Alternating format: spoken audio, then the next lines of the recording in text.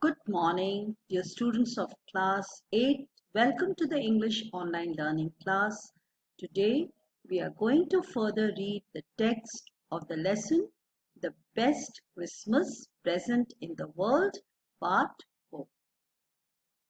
So first let us do a recap of what we did in the previous classes.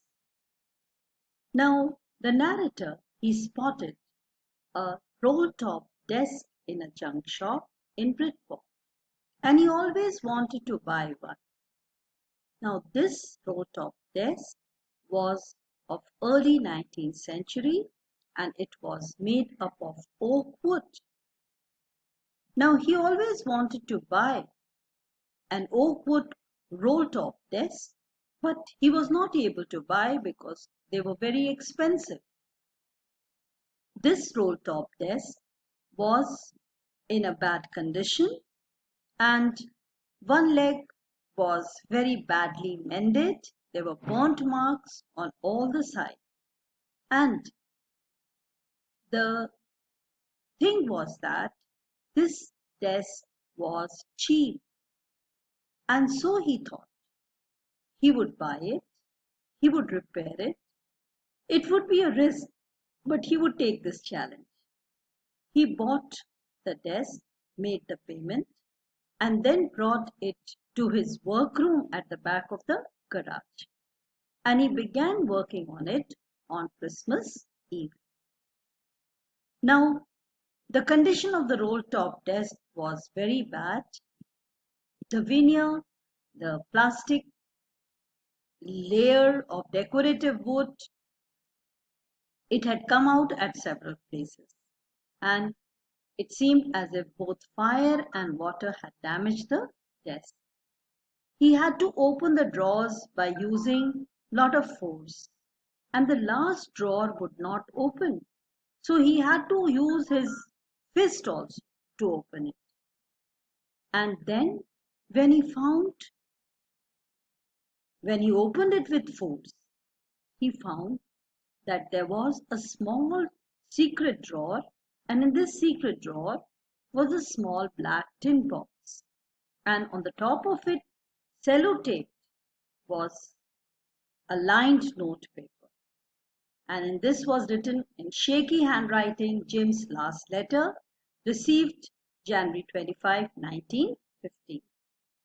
And to be buried with me when the time comes. So the person who had received this letter had written that the letter was to be buried with him when the person dies. Now, it is not right to open anyone's letter, but then the narrator was very curious and he decided to open it. The envelope had the address Mrs. Jim Macpherson, 12th Copper Beeches, Bridport, Dorset. And when he opened the letter, it was dated December 26, 1940. Now, the letter read like this. Dearest Connie. Connie is Mrs. Jim Macpherson. Now, the person who was writing this letter was her husband, who was in the battlefield.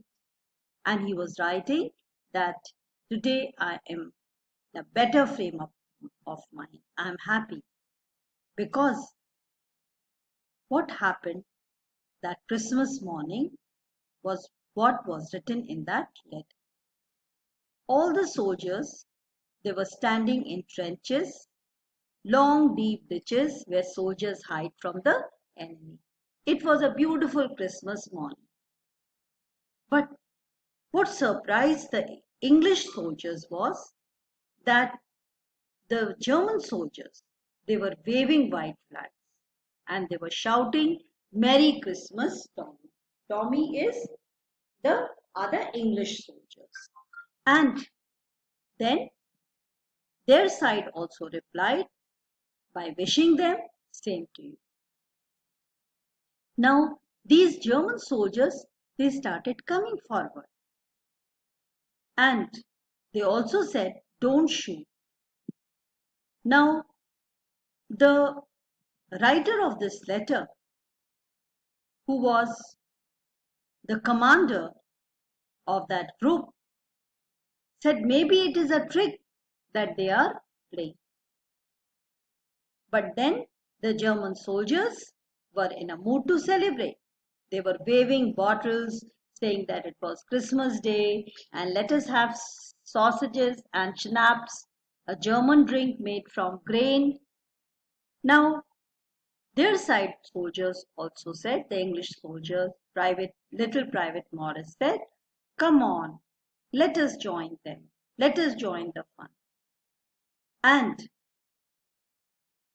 what was surprising was, it was wartime. And the German and English soldiers, they were celebrating Christmas. And Connie's husband, who is Jim McPherson, who is writing this letter, writes that then the German officer also came, and he introduced himself by saying that he is Hans Wolf. And he said that before the war, he played cello in the orchestra. And he said, Happy Christmas. And Connie's husband, Jim's McPherson husband, introduced himself as Captain Jim McPherson. And he also wished Hans Wolf Happy Christmas. And he said that before the war, I was a school teacher from Dorset. Now they were talking about books.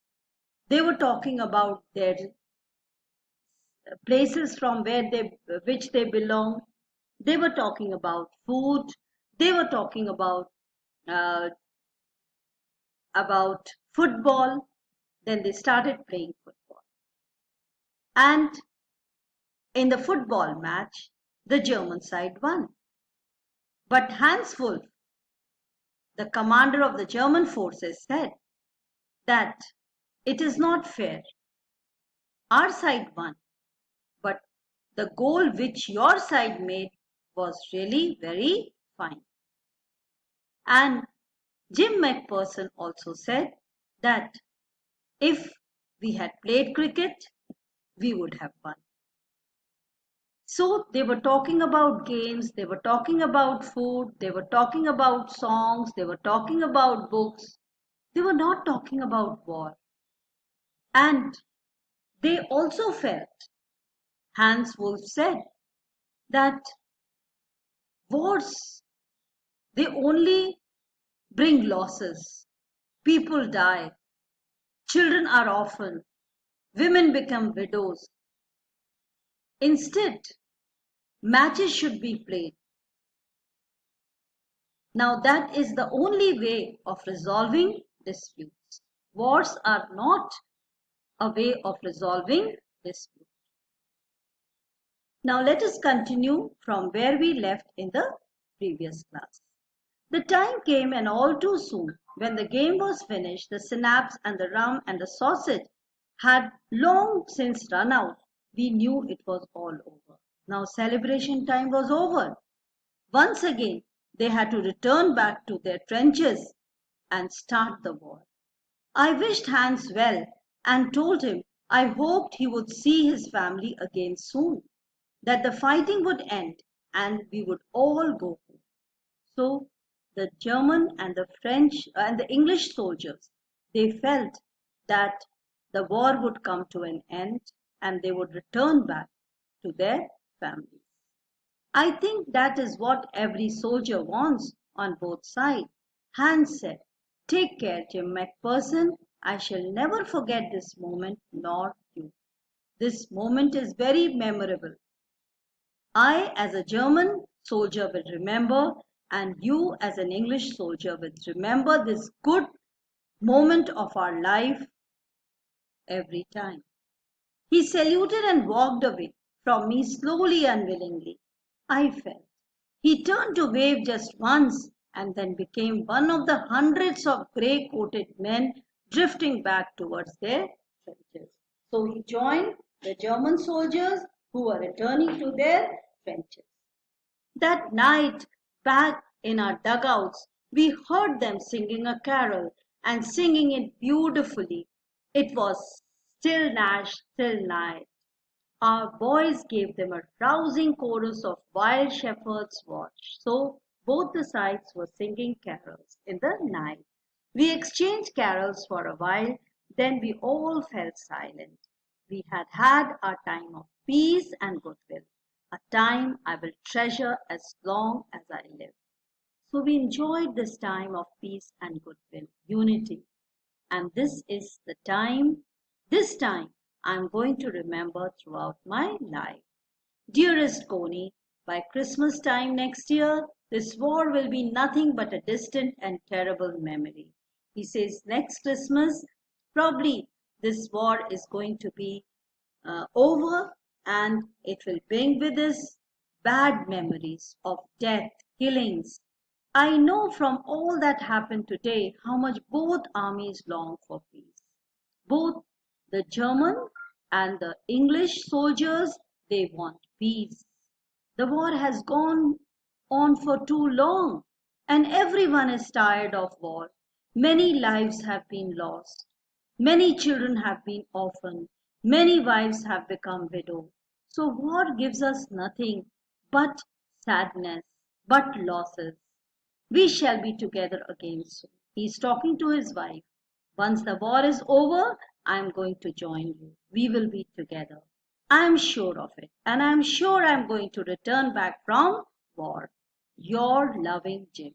He's writing to his wife, Mrs. Jim Macpherson, whom he calls as Connie. We'll stop here and we'll continue with the remaining portion in next class. Now, till then, take care.